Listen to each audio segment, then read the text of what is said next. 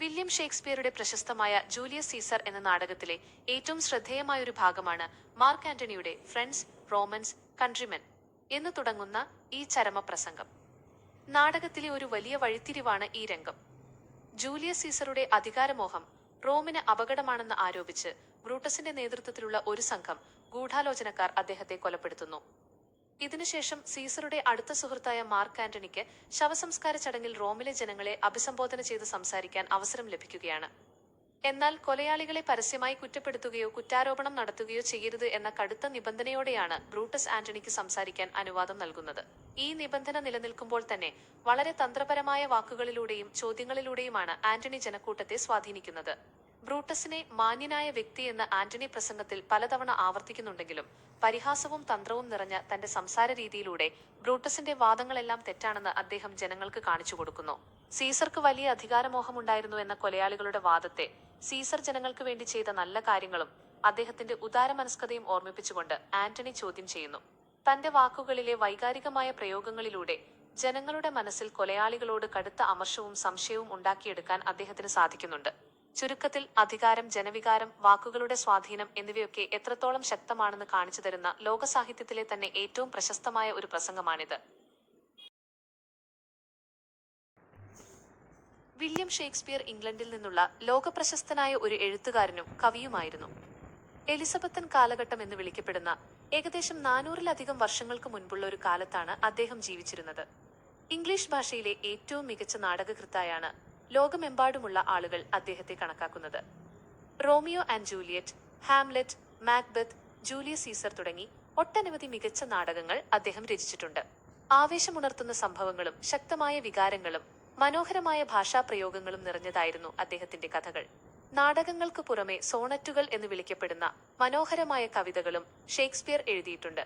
അദ്ദേഹം ജീവിച്ചിരുന്നത് നൂറ്റാണ്ടുകൾക്ക് മുൻപിലാണെങ്കിലും അദ്ദേഹത്തിന്റെ നാടകങ്ങൾ ഇന്നും ലോകമെമ്പാടുമുള്ള സ്കൂളുകളിലും തിയേറ്ററുകളിലും വായിക്കപ്പെടുകയും പഠിപ്പിക്കപ്പെടുകയും അവതരിപ്പിക്കപ്പെടുകയും ചെയ്യുന്നു. ഷേക്സ്പിയറിന്റെ വാക്കുകളും ചിന്തകളും ഇന്നും എല്ലാ പ്രായത്തിലുമുള്ള ആളുകൾക്ക് പ്രചോദനമേകിക്കൊണ്ടിരിക്കുന്നു.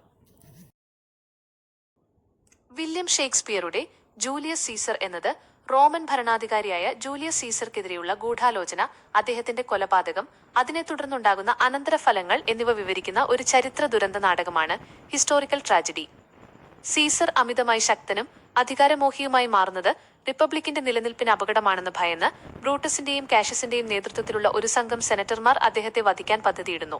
പലവിധ മുന്നറിയിപ്പുകളും ഭാര്യയുടെ അഭ്യർത്ഥനയും അവഗണിച്ച് സെനറ്റിലെത്തുന്ന സീസറെ ഗൂഢാലോചനക്കാർ ചേർന്ന് കൊലപ്പെടുത്തുന്നു. കൊലപാതകത്തിന് ശേഷം ബ്രൂട്ടസ് റോമിലെ ജനങ്ങളെ അഭിസംബോധന ചെയ്യുകയും സീസറുടെ അധികാരമോഹം റോമിന് ഭീഷണിയായിരുന്നെന്നും അതുകൊണ്ട് അദ്ദേഹത്തിന്റെ മരണം ആവശ്യമായിരുന്നെന്നും വിശദീകരിക്കുകയും ചെയ്യുന്നു. തുടർന്ന് കൊലയാളികളുടെ അനുവാദത്തോടെ മാർക്ക് ആന്റണി തന്റെ പ്രശസ്തമായ ചരമപ്രസംഗം നടത്തുന്നു. ബ്രൂട്ടസിന്റെ വാദങ്ങളോട് യോജിക്കുന്നതായി ഭാവിക്കുമ്പോഴും വളരെ തന്ത്രപരമായി അവരുടെ ഉദ്ദേശ്യങ്ങളെ ചോദ്യം ചെയ്യാനും സീസറുടെ നന്മകളെ ജനങ്ങളെ ഓർമ്മിപ്പിക്കാനും ആന്റണിക്ക് സാധിക്കുന്നുണ്ട്.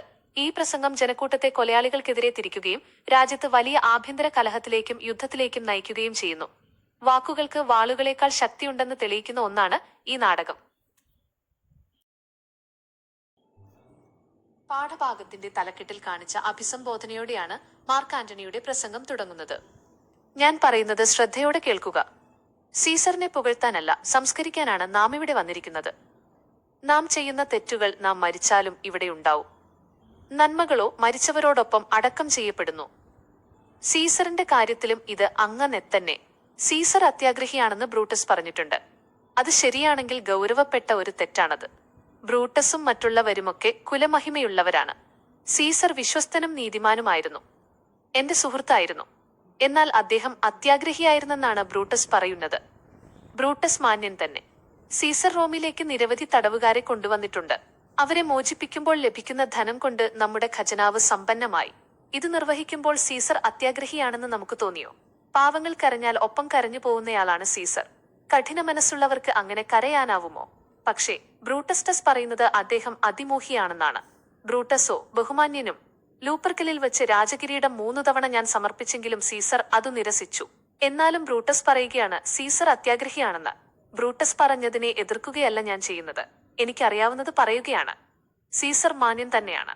നിങ്ങളെല്ലാം സീസറിനെ സ്നേഹിച്ചിരുന്നു. നല്ല ഒരുപാട് കാരണങ്ങളുണ്ടായതുകൊണ്ടാണത്.